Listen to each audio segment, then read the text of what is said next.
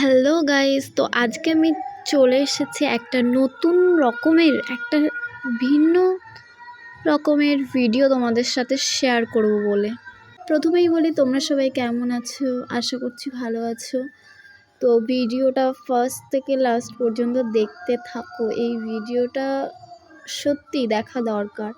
যারা গ্রামে থাকে তারা কিভাবে ভাতটা তৈরি করে সেটাই তোমাদেরকে দেখাবো। সবার প্রথমে ধান লাগানো থেকে শুরু করে ধান ঝাড়াই করা সেগুলো তো বাদই দিলাম, তারপরে যেটা মারা কাকিমারা করে সেটাই দেখাবো। এটা আমার বাড়ির ভিডিও, সুতরাং এটাই তোমাদের সাথে শেয়ার করছি। দেখো কতটা ভোরবেলা উঠে এটা। আর এই যে সাইডে দেখতে পাচ্ছ, এটা আমার ভাই।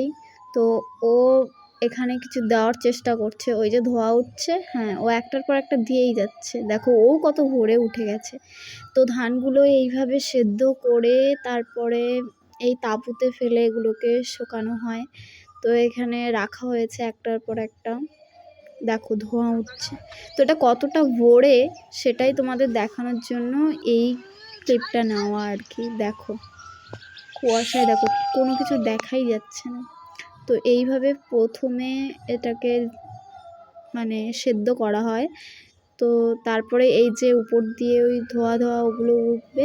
তারপরে দেখো ধোঁয়াটা দেখো। তারপরে এটা আমার কাকিমা। তো তারপরে ওই একের পর এক ওই বস্তার উপরে করে নেবে।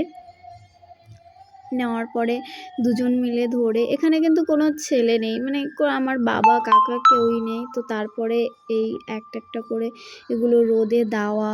তারপরে এই মাঝে মাঝে এসে রোদে দিলেই, শুধু একবার দিয়ে দিলেই হবে না, এর পরে আবার এসে দেখতে হবে সবাই। এটা আমার মা পাশে আছে, কাকিমা, আমার বাড়িতে তিনজন। তো তিনজনই দেখো একই কাজ করছে, তাড়াতাড়ি তাড়াতাড়ি করার চেষ্টা করছে। কারণ সারাদিন এগুলো ছাড়াও আরও কাজ থাকে, রান্না বান্না সব। ভালো লাগলে একটা লাইক অবশ্যই করে দিও। বাই।